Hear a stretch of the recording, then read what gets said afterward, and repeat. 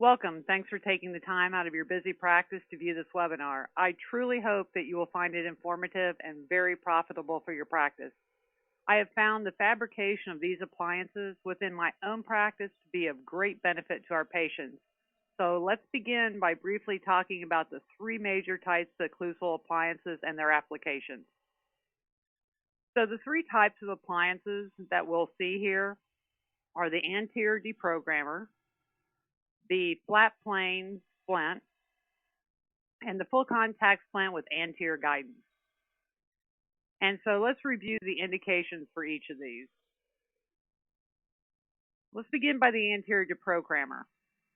And what we want to accomplish is to have just the incisors to occlude on small point contacts. So we want to totally eliminate any posterior contacts or interferences.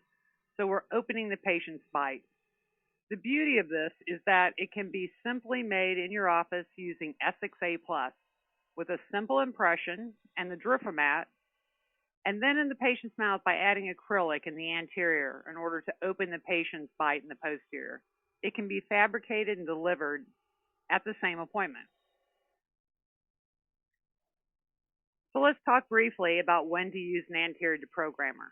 The key is that we know there is clearly an occlusomuscular disorder, so that when we load test the joint, there's actually no pain in the joint, but we do have positive findings during muscle palpation, especially if the pterygoids, the masseters, and the temporalis are tender to palpation. This is a great use for an anterior deprogrammer. So the only true purpose and indication for an anterior deprogrammer is to allow you to locate centric relation and take a centric relation occlusal record. So how does the anterior deprogrammer accomplish that? Well, the action is accomplished by clearing the posterior occlusion and allowing the hyperfunctioning lateral pterygoids to relax, which in turn will decrease the activity in the elevator muscles. And when this happens, it allows the disc to seat. So let's talk about our second type of splint, and this is an occlusal or flat plane. These are best utilized for long-term nighttime retention. And so protection of significant parafunctional habits such as clenching and bruxing. And typically the thicker that you make these, the less force or bite force that they can produce. The key here is that every tooth touches and the patient is able to glide around on a flat plane. And so the splint we'll be learning how to design today is the third type, a full contact splint with anterior guidance and posterior disclusion. So anytime we're going to have long-term use, this is the splint to utilize. When we are able to determine the presence of an intercapsular pathology, for instance, the patient is tender to load testing, or we have a chronic anterior disc displacement, such as in a reducing and non-reducing lateral pole click, we would want to utilize this type of splint. The key to fabricating the splint is that the posterior teeth will hit at point contacts and the anterior at line contacts. Everything will hit in centric relation. Yet the moment that that patient moves their lower jaw in a right, left, or protrusive motion, we will have disclusion of the posterior teeth, providing anterior guidance and cuspid disclusion. Let's take a look at a video, courtesy of Bite FX, that helps visualize the reason why we need to take a centric relation occlusal record. So what you'll see here is that the patient is in maximum intercuspation, or what we would consider centric occlusion. But if you look at the disc alignment, it is anteriorly displaced. The two green lines ideally should line up if the disc is seated. So let's watch what happens when we utilize a full occlusal bite splint with anterior disclusion. This represents the function of this type of splint.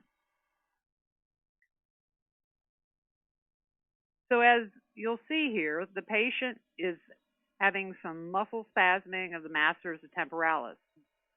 As we place the splint in place on the maxillary teeth, what you'll see is it allows the patient's condyle to seat. What we're going to see is that the occlusal pattern will be buccal cusp tips in the posterior, lines in the anterior. And when the patient occludes in centric relation, the moment they move their lower jaw anteriorly, the posterior discludes. And when they go into right and left lateral excursions, you'll see that we have cuspid disclusion with no interferences in the posterior. This is what we want to have accomplished when we fabricate the splint today.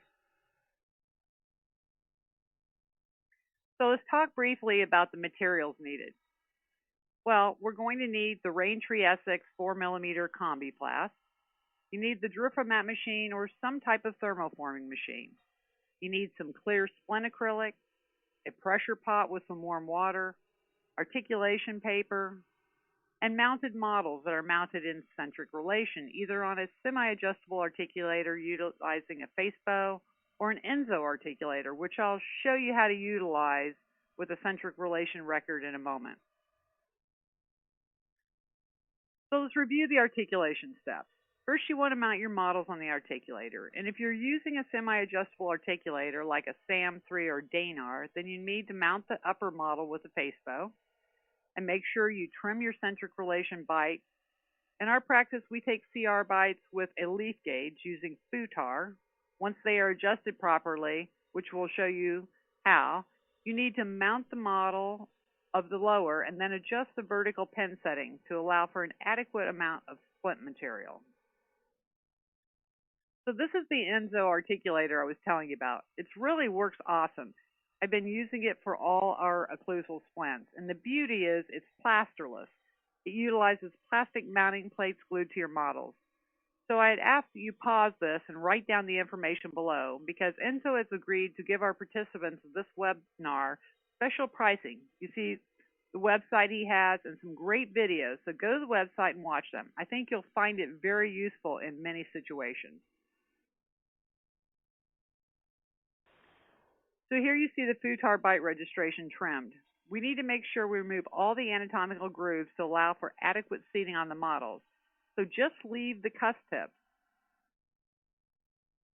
Here you see the futar bite registration with the models mounted, and you'll see that there's no space. When you squeeze these models together, it fits perfectly. They don't bounce up and down. They don't move from one side to the other. You can squeeze as hard as you need to, and they will not move. If it doesn't do that, you need to go back and check and make sure there's not a little bubble or something that's interfering with your bite registration seating. This will eliminate a tremendous number of adjustments that you will need later. In these images, you see the futar bite with the mounted models on the Enzo articulator. So once both models are mounted, we need to remove the centric bite registration, and we need to set the articulator pin to allow adequate space for the splint material. And again, you know, it's a 4mm splint, so we need to make sure that we're allowing enough so that we can get rid of any type of posterior interferences when we go into anterior disclusion and have that cuspid rise. We set the vertical opening on the Enzo here, and you see on the right picture that we've locked our pen. There's a little wheel that allows you to lock that pen setting, and you want to maintain that pen setting until after we've fabricated our stent. If you have a lot of undercuts or embrasures, you need to make sure you block those out. The Kombiplast will thermoform into those and make it very difficult for you to remove and have to do a lot of internal trimming. So here we've utilized triad gel, and you just flow it into the areas like curate, and then we'll spray the model with a silicone release spray before we do our thermoforming. So once we have our model prepared, we're going to remove it from our articulator. We're going to remove the top part of the platform on our Drufomat thermoforming platform, and we're going to be utilizing the beads. If you have a model mounted on a semi-adjustable articulator that has a large mounting plate, then you probably need to remove the internal insert. And it typically takes about two 1.2 kilogram bottles to fill this container up. And those beads can be purchased through Essix or Raintree Essix. If you're using the Enzo articulator, you can use the shallower upper platform, just because the model is not going to be quite as high. So we've placed our model in the beads.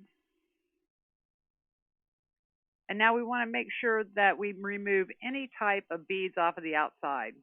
We want to make sure that when we do our thermoforming, we don't have any air leakage. So remove all of the beads off of the outside rim and the gasket. This is our 4mm Kombiplast, and what you're going to see is that it's 3mm of hard and 1mm of soft, and there's a label on one side that says Dreve. That's the soft side. That's the side that will go down when you place it in the Drufomat. It will thermoform against the model. It is important to leave this film on until after you've completely fabricated the splint and adjusted and polished it, and this will help keep the material crystal clear. So here we've placed our model into the Drufomat. We have our beads cleaned out from around. We placed our 4mm Kombiplast into the holder, and we're ready to thermoform. So take out your plastics guide and find the correct sheet that corresponds to the Kombiplast 4.0mm, and then go ahead and scan this into the top of your Drufomat. And I'm going to show you how to scan this. So here we are, we're just scanning it, okay, and what's going to happen is it's going to bring up our exact heating and cooling. So this sets our heating and cooling time. We want to swing the arm over the material that's holding the Kombiplast, and we're ready to thermoform. So here we are, we're ready to thermoform our material over. We've got our model in there.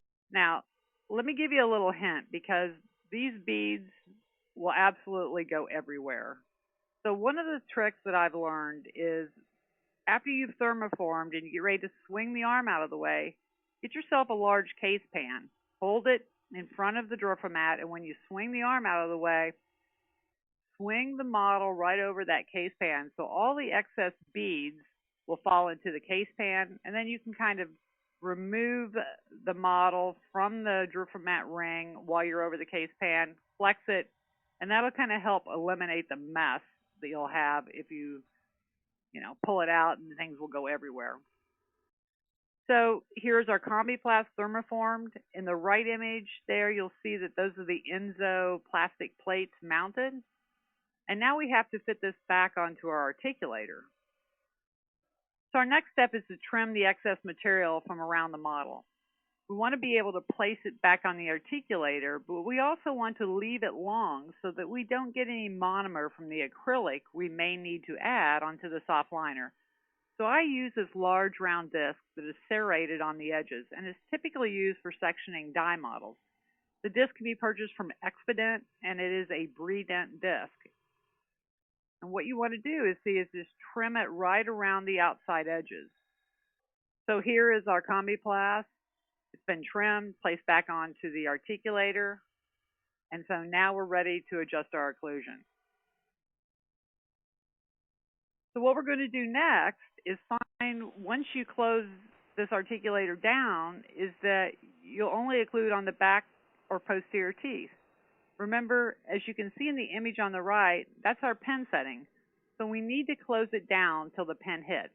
That's the appropriate vertical height for our splint. So what's the easiest way to accomplish that?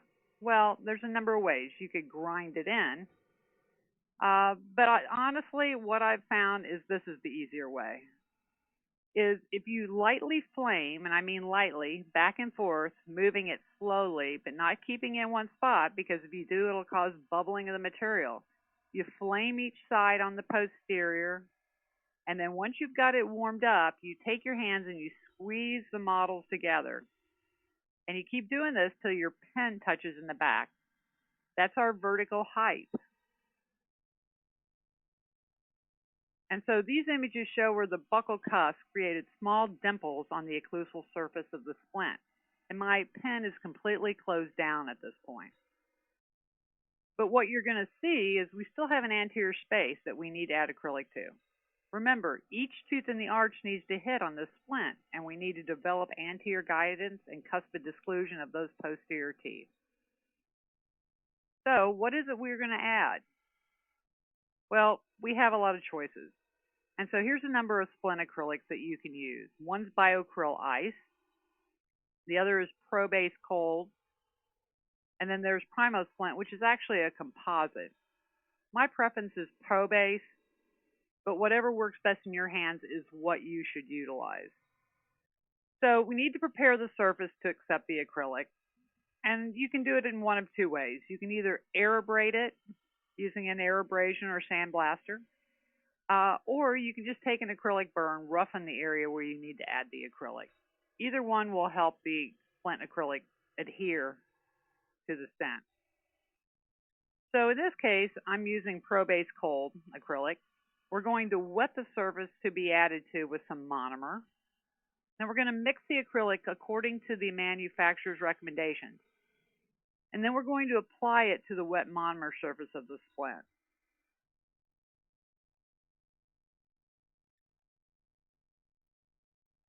So you can see I'm adding the acrylic to the anterior region where there was no contact, smoothing the surface with a bit of monomer on my finger.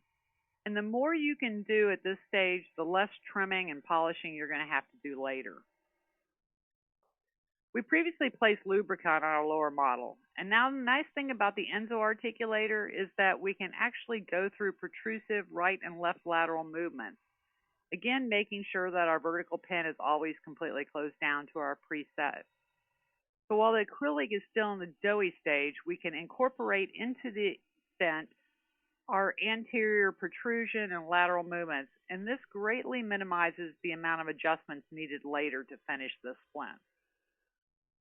So once we're satisfied with our occlusion, I remove the model with the splint in place from the Enzo articulator. I'm going to place it in some warm water in the Drufomat pressure pot.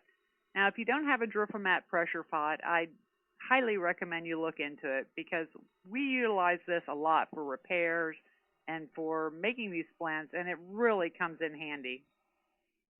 So we're going to place it into the pressure pot. We're going to thermoform that. Okay, close it. So you can see we pressurized the Drufomat. We didn't place the ring underneath. And we're going to allow it to sit there for the recommended time that the acrylic requires. So make sure you follow the manufacturer's recommendations.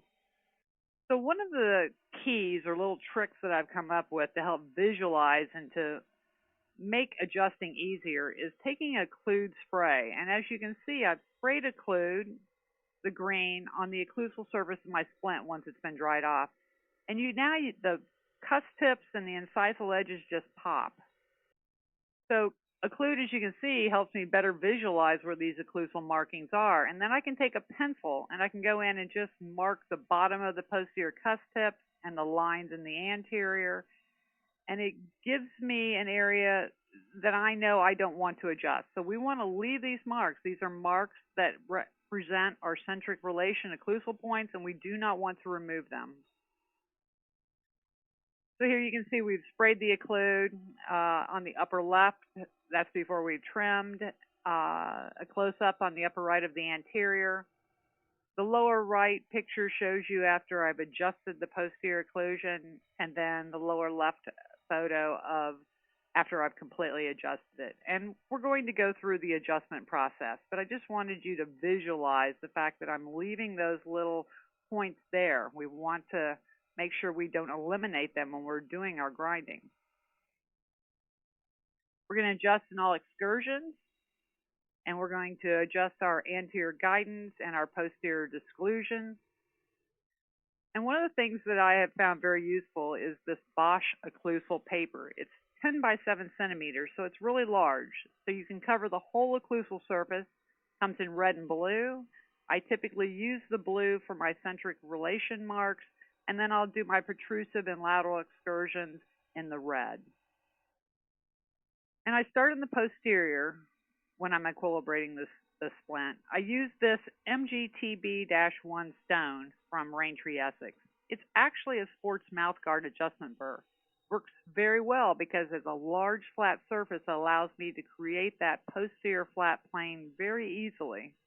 And then I'm going to move to the anterior. And I utilize a zirconium burr from Comet and this pear-shaped carbide to adjust the anterior ramps and also to provide freedom in long centric. Now I want to adjust the anterior guidance, and I've developed some cuspid disclusion, as you can see from the red marks.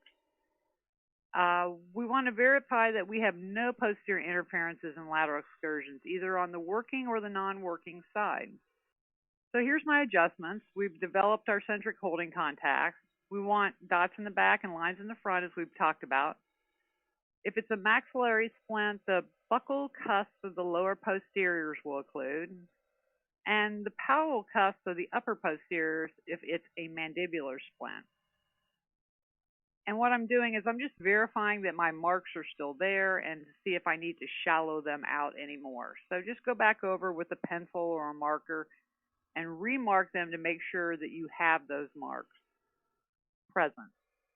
Here you'll see that looking from the lingual on the articulator, we have everything touching in centric relation, and the buccal cusp and the incisal edges in the anterior are touching. Now again, one of the things I talked about was not removing the film. And here you'll see I started to pull the inside of the insulating layer out before I had cut off the palette or final polish. And you'll see in a moment it's a bit foggy. But I can promise you that if you leave this insulating layer on until the very last moment after all your polishing, it will be really crystal clear. So here's our final night guard after trimming all of the excess acrylic and polishing. We've removed the inside layer. As you'll see, I had removed it earlier, so it is a little bit foggy. We've pumice it on the lathe. We've used some acrylic polish to high shine it. And you can see it here on the articulator. Here it is off the articulator, and as I told you previously, you can see there's a bit of fogginess or cloudiness to the stent. And this is because I pulled out the insulating layer prior to doing my final polish. So don't do that. I promise you it will make a big difference. Here's another case that we did, and as you'll see, it looks pretty good. You'll see it's a lot clearer than the other one. Again, they're dry, not wet, so that makes a bit of a difference in the way they look when you take a photo. But again, much clearer if you leave that internal layer in. And here it is off the articulator. So I hope that you got some good information out of this. It's very beneficial to be able to make these splints in your practice. They're simple to make, extremely cost effective. They can be done once you get the technique down in almost no time at all. And it's a benefit to your patient because in those patients where they really need something done, you don't have to wait on sending it out, mailing it, and getting it shipped back. So I hope that you enjoyed this. I hope it was helpful. If you have any questions, please feel free to call Raintree. Their 800 number is 1-800-883-8733. Again, that's 1-800-883-8733. And have a great day.